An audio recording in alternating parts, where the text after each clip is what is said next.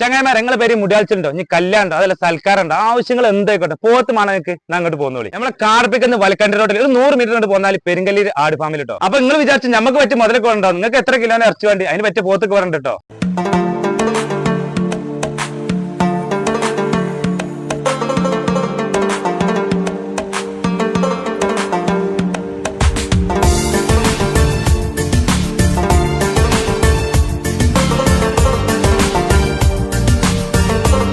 പോത്തിന്റെ കൂടെ ആട് വേണമെങ്കിൽ അതിനിങ്ങോട്ട് പോകുന്നു. ഇതൊക്കെ ഏത് സൈസിലുള്ള ഉണ്ട് ഇവിടെ.